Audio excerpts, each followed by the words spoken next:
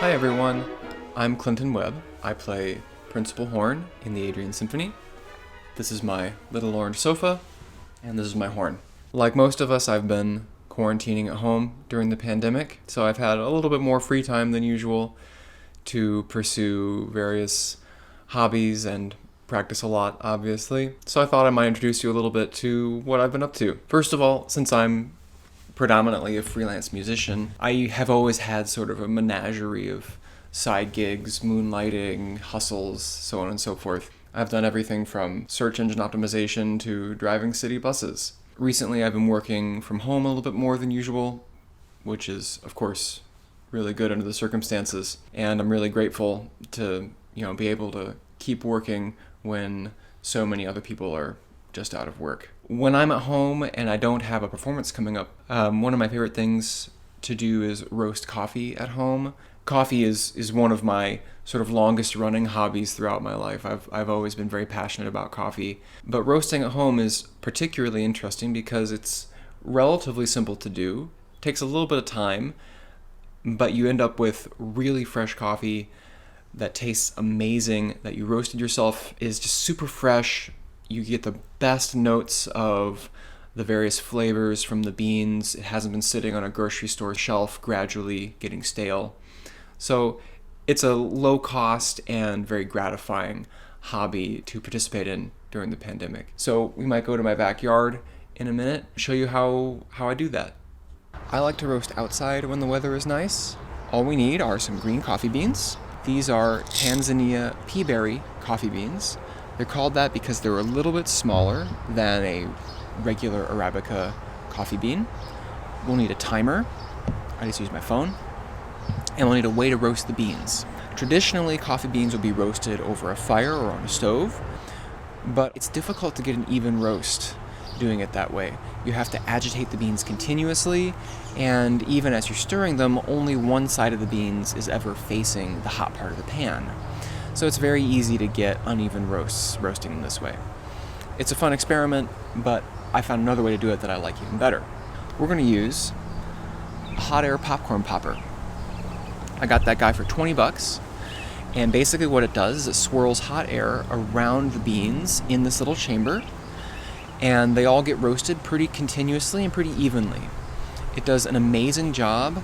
You can have really fresh, really amazing coffee with just a little investment of time and a $20 popcorn popper and about $4 a pound for some green coffee beans.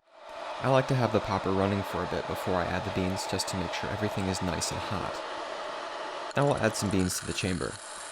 You can usually add between a quarter cup to a half a cup in a popper like this, but I just add beans until I see them stop spinning. Then we'll give them a stir with a chopstick until they're consistently spinning on their own. This is just to make sure none of the beans get stuck to the bottom of the chamber. Once things are spinning consistently, we can step back and let it do its thing for a while. It only takes about 7 minutes total, but I'm going to speed the footage up just a little bit. As we're watching the beans turn color, I'd like to discuss the two main guideposts in the roasting process. Both of them are sounds the beans make as they roast, the first crack and the second crack. As the beans heat up, they expand, and eventually they emit a cracking sound as the center part of the bean opens up. The first crack is sharp and clearly audible. A couple minutes after this is the second crack, which is softer and a little harder to hear. I prefer to roast my beans until the second crack is underway, but not yet finished. Every coffee is a little different, but this usually correlates to just a little bit past medium, which for me personally is a great starting place for most coffees. Taking the beans out before the second crack will give you a pretty light roast, and taking the beans out after the second crack is completely done, puts you in dark roast territory. Now you can hear the first crack starting.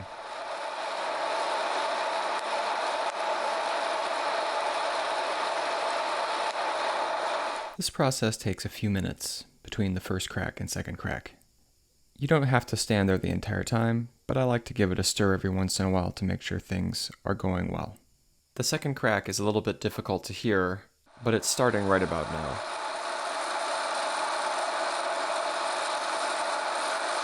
As tempting as it might be to toss some of these fresh beans directly into our grinder the moment we finish roasting them, fresh coffee actually tastes its best a couple days after it's been roasted.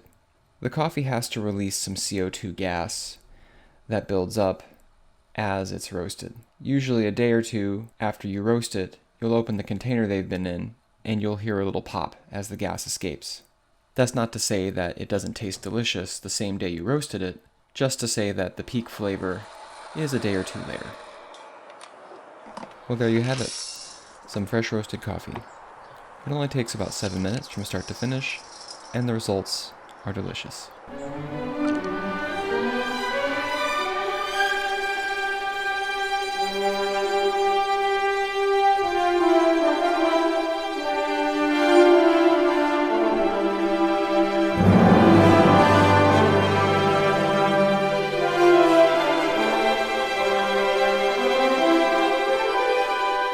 Whew. Well, told you it was pretty easy. Just 7 minutes to fresh coffee. And now that I have a cup, I think it's time to practice a little bit. I've really been enjoying playing Bach chorales.